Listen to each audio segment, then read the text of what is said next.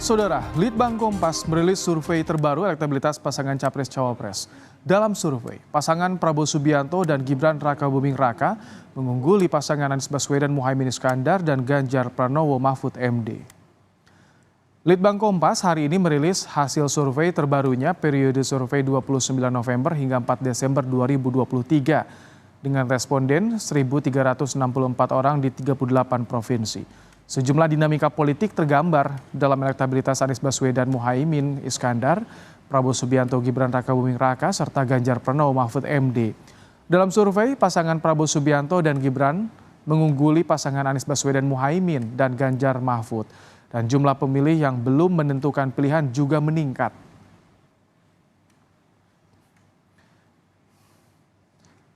Mari kita lihat saudara hasil survei Litbang Kompas. Elektabilitas Capres-Cawapres periode 29 November hingga 4 Desember 2023. Untuk pasangan nomor urut 1, Anies Baswedan Muhaimin Iskandar mendapat elektabilitas 16,7%.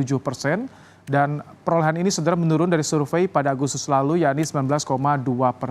Saat itu Anies belum berpasangan dengan Muhaimin Iskandar. Selanjutnya pasangan nomor urut 02 Prabowo Subianto Gibran Rakabuming mendapat 39,3%. Angka ini naik sejak Agustus lalu yakni 31,3%.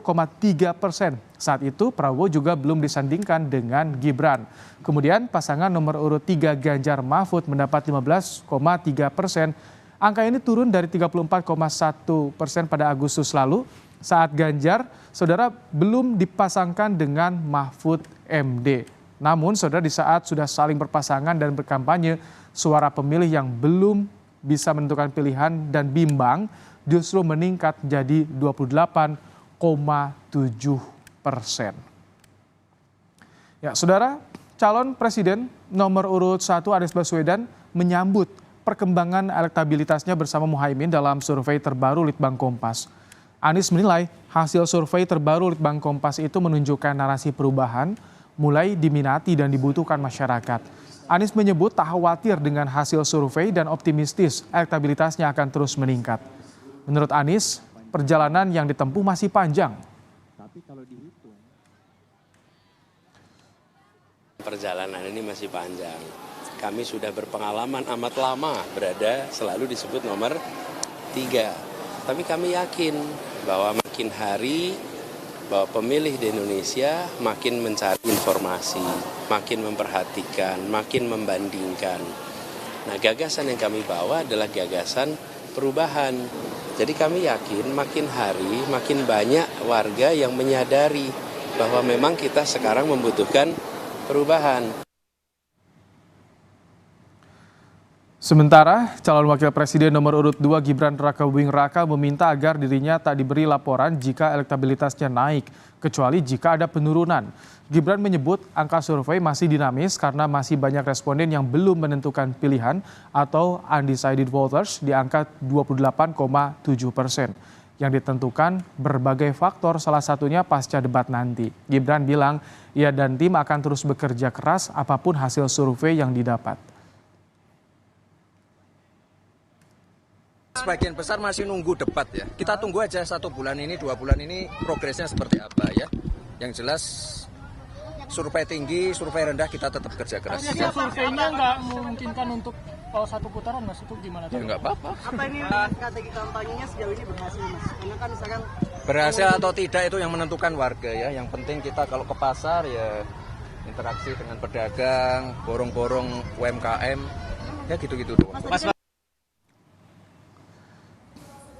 Soal ada penurunan elektabilitas dalam survei terbaru Litbang Kompas, Ganjar bilang tak berkecil hati dan jadi pemicu agar bisa berpacu lebih bagus. Ganjar juga menyebut masih ada waktu dan konsolidasi dilakukan untuk menemui masyarakat dan melihat sebab turunnya suara dalam survei. Tidak apa-apa, jadi sebenarnya ada survei-survei yang lain buat kami itu menjadi pemicu saja agar kita bisa berpacu lebih bagus lagi. Karena waktu masih ada dan konsolidasi sekarang sedang dilakukan. Jadi kita tidak berkecil hati, tugas kita temui rakyat, langsung kita berkomunikasi dengan mereka. Kita akan melihat apa titik-titik di mana di tempat itu turun dan sebabnya apa.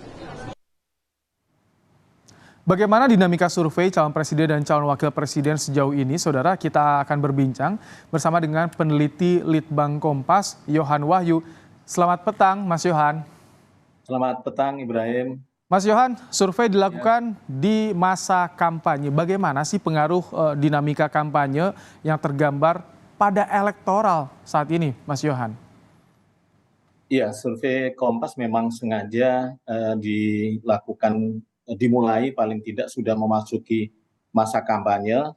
Yang pertama kita memang menunggu pasangan calon resmi ditetapkan oleh KPU. Kemudian variabel kedua adalah masa kampanye sudah memasuki sehingga kita ingin melihat bagaimana persepsi publik tentang dinamika elektoral terkait kontestasi calon presiden dan calon wakil presiden ini. Jadi sebenarnya ini survei pertama dari Litbang Kompas dengan porsi atau dengan komposisi pasangan calon presiden dan calon wakil presiden yang sudah ditetapkan oleh KPU, Ibrahim. Jadi sebenarnya ini survei pertama dengan pasangan calon resmi yang sudah ditetapkan. Sebelumnya survei kita kan memang belum ada pasangan calon presiden dan pasangan calon wakil presiden resmi yang ditetapkan KPU, sehingga seringkali survei kita memang berada pada persaingan antar capres gitu ya, elektoral antar capres, belum ada pasangan. Nah, survei ini adalah survei perdana kita menguji pasangan yang sudah resmi ditetapkan oleh KPU, dan hasilnya memang sudah tadi ditayangkan ya, bahwa Pak Anies Muhaimin 16,7%, Pak Prabowo Gibran 39,3%, dan Pak Ganjar Mahfud 15,3%. Yang menjadi pertanyaan, kenapa 28,7%? Ya sebenarnya kita tidak bisa membandingkan dengan survei sebelumnya, karena kan desain surveinya kan baru tidak ada pasangan calon ya, belum ada pasangan calon survei kita sebelumnya. Tapi memang ada capres saja, sosok capres yang sudah diusul atau dideklarasikan oleh koalisi partai. Jadi begitu bagaimana Mas Yohan, memahami survei ini. Sebelum saya bahas soal tadi yang masih bimbang, cukup tinggi ya menaik angkanya. Tapi faktor apa sih Mas Yohan yang membuat perolehan Prabowo Gibran ini tinggi? Ada pula Anies Muhaimin yang mengejar Ganjar Mahfud, Mas Yohan. Iya, sekali lagi kita tidak punya patokan pembanding ya, karena ini survei perdana dalam format pasangan calon resmi ya. Jadi kalau memang kalaupun dibandingkan, memang kita hanya punya angka capres, elektoral capres di survei sebelumnya gitu. Memang kalau dibandingkan ada perbedaan elektoral gitu. Kalaupun kita mau membandingkan ya, jadi misalnya Pak Ganjar mengalami penurunan dari semula elektoral dirinya sebagai capres terakhir itu 34,1 di Agustus, di survei Desember dengan format sudah berpasangan resmi itu sekitar 15,3%, ada penurunan. Hal yang sama juga Pak Prabowo dengan elektoral dirinya sendiri sebagai sosok capres 31,3%, di survei Desember ini dengan format pasangan calon yang sudah resmi naik menjadi 39,3%. Hal yang sama juga dialami Pak Anies. Jadi memang ini lebih pertama mungkin ya dinamika pasca pencapresan, pasca penetapan capres, penetapan nomor urut, dan kemudian memasuki masa kampanye, itu menjadi variabel-variabel yang menjadi referensi bagi pemilih yang mempengaruhi persepsinya ketika ditanya saat ini milih siapa dari 3 pasangan calon itu, dan inilah yang ada gitu ya, meskipun ada sekitar 28,7% yang belum menentukan. Mas Yohan, ya? Kalau di kampanye kan yang menarik itu sebetulnya frekuensinya. 2 pasangan calon lain frekuensinya hampir tiap hari kampanye, nomor 2 akhir pekan saja ketika libur kampanye. Apakah ini frekuensi kampanye bisa menggambarkan persepsi publik? Atau persepsi publik ini masih kepada popularitas atau seperti apa yang dibaca Litbang Kompas? Iya, kan sebenarnya variabel campaign itu kan pertama menaikkan popularitas, menaikkan likabilitas, tingkat kesukaan yang pada akhirnya juga berharap itu akan berbuah pada elektabilitas. Kita harus memahami model kampanye saat ini tidak melulu kemudian pasangan calon itu harus bertemu dengan pemilihnya ya, meskipun itu relatif mestinya lebih baik seperti itu, tapi kan dengan luas wilayah geografis Indonesia yang luas, kemudian variabel durasi waktu, saya pikir banyak kanal-kanal yang dimanfaatkan oleh 3 pasangan capres ini yang kemudian menjadi media kampanye. Salah satunya tentu media sosial.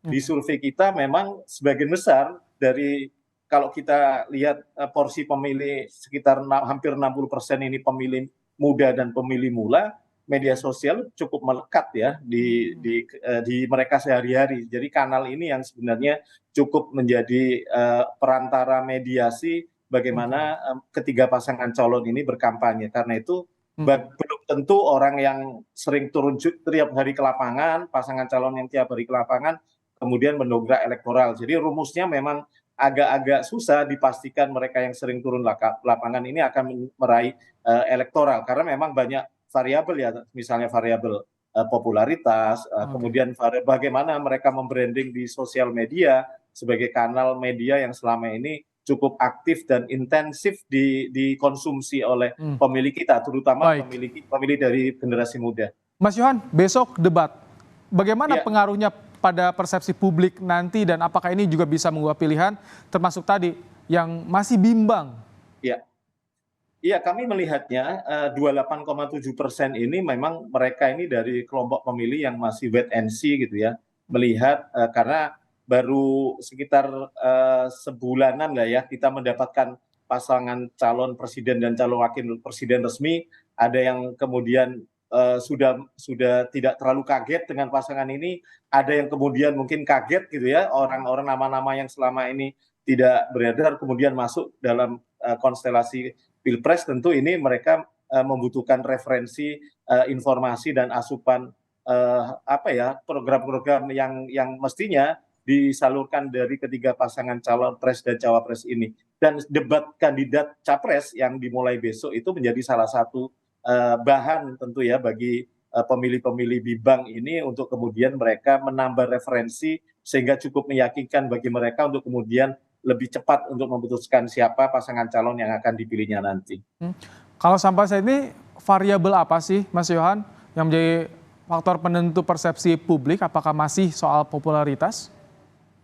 Ya tentu persepsi ini kan dibangun dengan informasi yang digencarkan ya di ruang publik kita gitu ya. Selama informasinya itu positif bagi pasangan capres, tentu harapannya itu bisa mempengaruhi secara positif pemilih untuk kemudian memilih capres tersebut.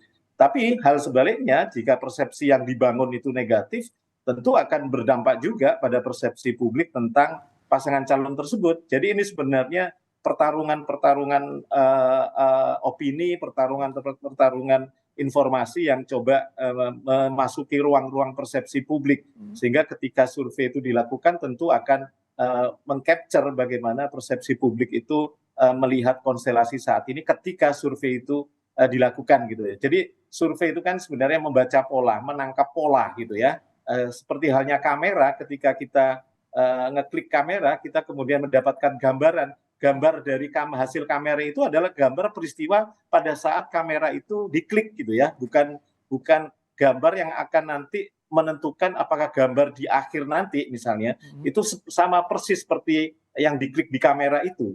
Bisa sama, bisa saja tidak gitu ya. Karena ini membaca pola semacam proyeksi seperti itu, dan ini setidaknya akan menjadi referensi terutama bagi kontestan pasangan capres cawapres, tapi juga bagi pemilih gitu ya, yang kemudian akan bagaimana mereka membantu mereka memberikan referensi kepada siapa mandat akan mereka berikan ketika 14 Februari 2024 nanti. Dengan yang bimbang 28,7% ini bagaimana ke depan elektoralnya bagi tiga kandidat yang memperebutkannya nih Mas Yohan?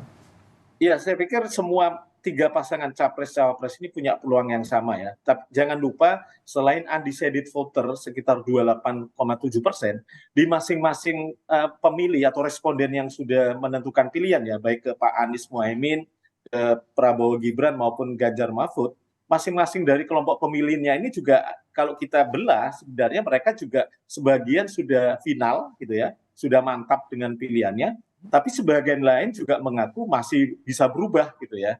Jadi rata-rata sekitar 30-40% di masing-masing kelompok pemilih ketiga paslon ini juga peluang berubahnya tetap terbuka lebar. Artinya kalau kemudian ditambah dengan undecided voter, sekitar rata-rata 40% sebenarnya menjadi pasar yang masih terbuka untuk pasangan capres dan cawapres untuk merebut simpati, merebut perhatian, sehingga mereka mampu mencuri perhatian pemilih yang diharapkan mampu menjadi elektabilitas ya di hari pemungutan suara nanti. Semua pasti punya peluang. Oke.